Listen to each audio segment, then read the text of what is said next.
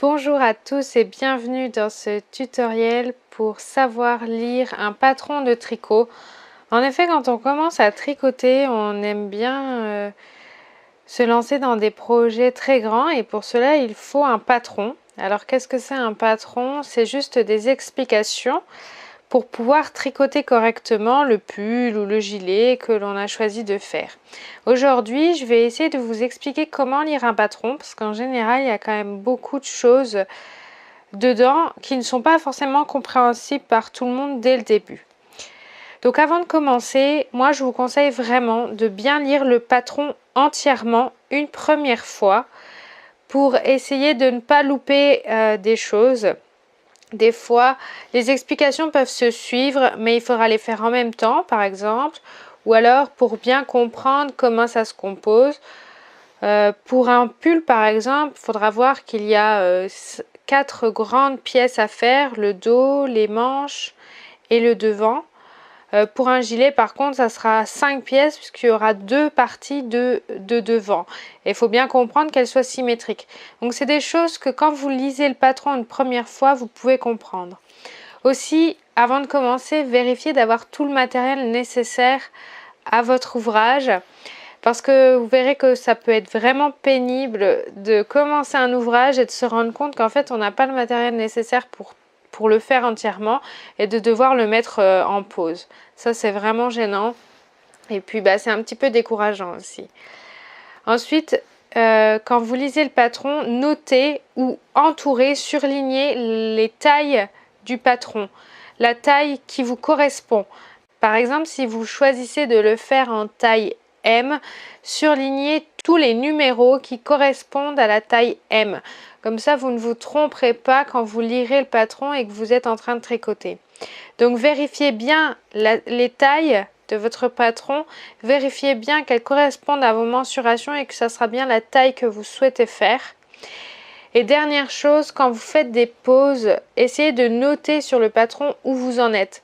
Comme ça, vous ne perdrez pas le fil. Quand vous reviendrez un jour ou deux après sur votre ouvrage, vous saurez où vous en êtes grâce à la notification sur votre patron. Donc là, je vous prends l'exemple d'un pull simple au point jersey qui vient de la marque Fil d'Art. Donc tout le monde connaît la marque de laine Fil d'Art qui font aussi des patrons. Donc vous voyez la photo ci-contre. Je vous demanderai de ne pas recopier le patron et de ne pas essayer de le faire. Moi, c'est un patron que j'ai acheté puisque j'ai acheté le bouquin dans lequel il se trouve. Donc, pour des raisons de droit sur le patron, je vous demanderai de ne pas le recopier. Donc voilà, j'ai un patron en détail. Voici comment ça peut se présenter sur la droite. Donc, vous avez le titre qui correspond à la photo que je viens de vous montrer. Ici, vous avez les aiguilles, les types d'aiguilles. Ici, il faut aussi un crochet de diamètre 5. Et il faut une aiguille numéro 9, de 9 mm, qui est rappelée ici. Dans la mercerie, vous avez aiguille numéro 9, crochet numéro 5. Juste avant la mercerie, dans les cadres qui sont au-dessus, c'est le nombre de pelotes que vous aurez besoin. Donc par exemple, la Fil d'Art vous propose une pelote Fil d'Art qui s'appelle Fil Light dans un coloris biche. Donc le coloris biche, c'est celui qu'on a vu sur la photo juste avant. Ça, il est très facile de le changer. Il existe plein de coloris dans chaque pelote. Mais il peut aussi, vous pouvez aussi changer le type de pelote. Vous n'êtes pas obligé de prendre la Fil d'Art obligatoirement.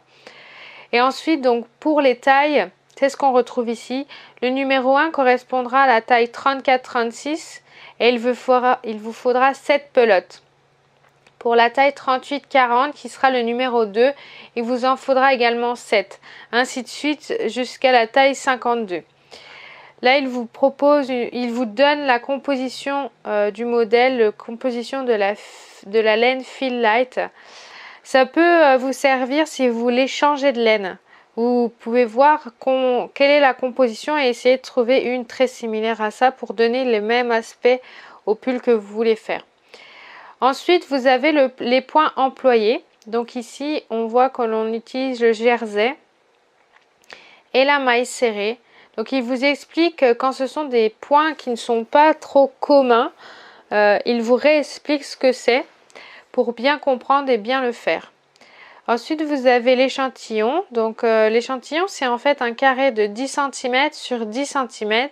Et lui, il vous dit que si vous tricotez 10 cm de jersey en aiguille numéro 9, avec 2 fils tricotés ensemble, vous aurez 11 mailles en largeur et 14 rangs en hauteur.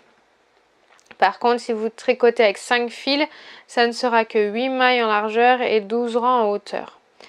Donc l'échantillon, c'est vraiment nécessaire si vous voulez changer la taille de votre pull, que les tailles standard 34, 36, 38, 40 ne vous correspondent pas. Vous pouvez adapter le modèle grâce à l'échantillon. Ensuite, vous avez l'explication en fait du dos, du devant, des manches. Donc là, j'ai pris que la première page du modèle, mais toute l'explication vient au fur et à mesure.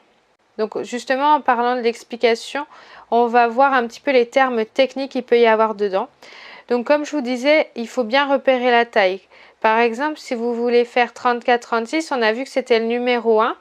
Donc si on prend la première phase, il faudra lire monter 47 mailles, aiguille numéro 9, tricotée en jersey avec 5 fils, ensemble de fils light. Il ne faudra pas lire les autres 2, 3, 4, 5. En fait, un modèle peut paraître très long, un patron peut paraître très long quand on le lit. Mais vous verrez que si vous enlevez déjà tous les numéros auxquels vous ne voulez pas, le patron se raccourcit largement.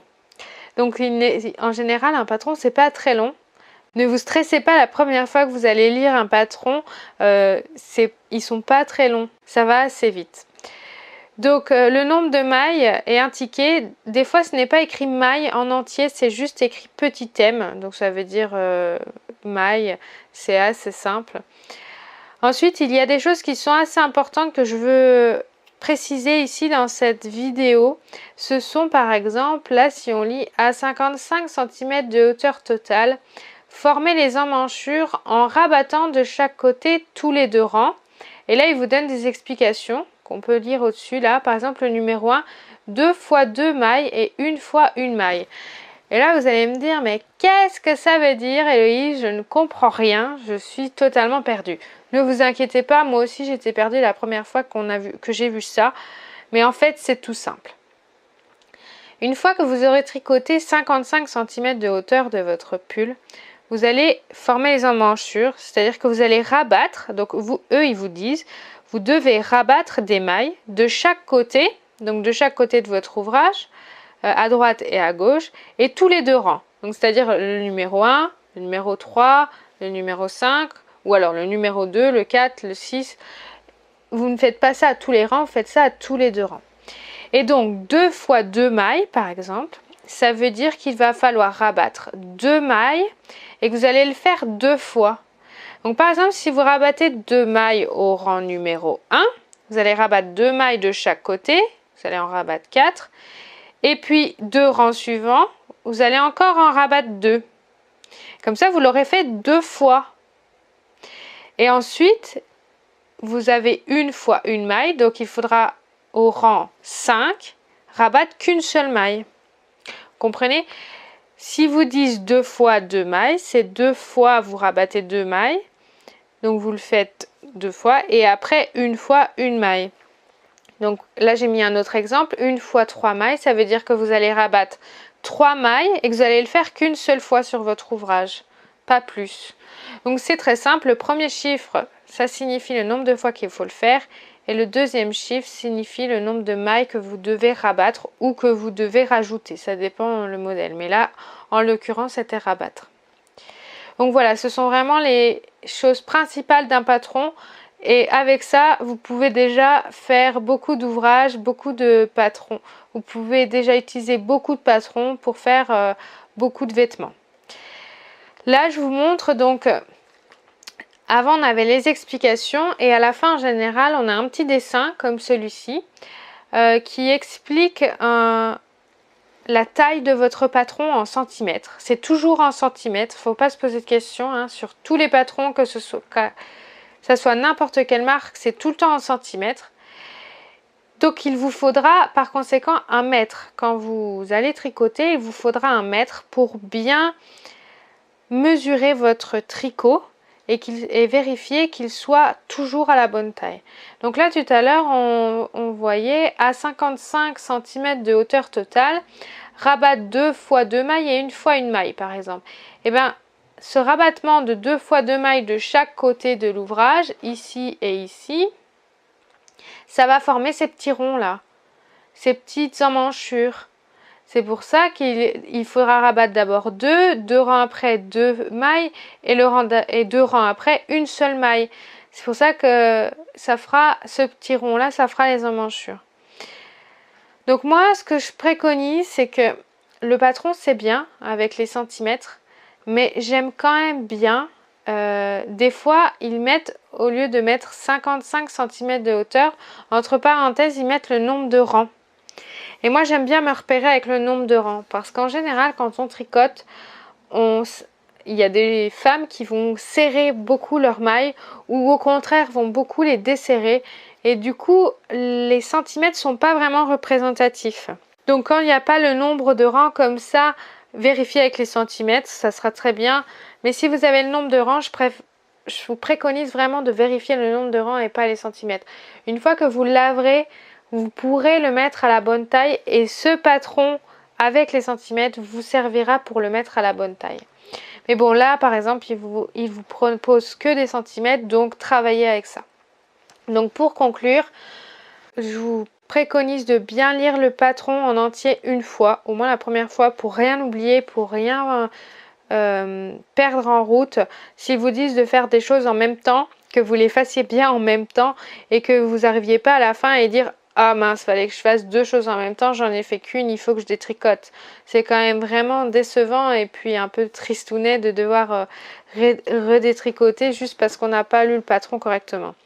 Ensuite, bien surligner la taille que vous souhaitez faire, comme ça vous ne vous trompez pas sur la taille, parce que des fois ça m'est arrivé de commencer un patron en taille 36 et puis de le finir en taille 38 par exemple, et du coup c'est vraiment gênant quand même. Utiliser 1 mètre, voilà, c'est quand même essentiel. Et donc pour finir, je voulais juste vous dire que tous les patrons sont différents. Il va forcément y avoir des explications dans chaque patron que vous ne comprendrez pas, qui seront nouvelles pour vous. Donc n'hésitez pas à poser vos questions en dessous de cette vidéo, je me ferai un plaisir d'y répondre. Il y a pas mal d'abréviations aussi que vous ne comprendrez pas forcément, donc posez vos questions, je suis là pour y répondre. Et surtout ne vous découragez pas si vous ne comprenez pas le patron. Prenez votre temps, vous allez y arriver. Avec ce que je vous ai dit aujourd'hui, vous pouvez vraiment déjà bien lire un patron correctement et faire déjà pas mal d'ouvrages. Si vous avez aimé cette vidéo, je vous invite à vous inscrire et à vous abonner à ma chaîne YouTube juste en dessous de cette vidéo. Et si vous voulez aller plus loin, si vous voulez en savoir plus, je vous invite à télécharger ma formation gratuite pour apprendre les bases du tricot et pouvoir créer ses propres vêtements assez rapidement en cliquant sur le lien en description de cette vidéo. Je vous remercie d'avoir regardé cette vidéo et je vous dis à bientôt.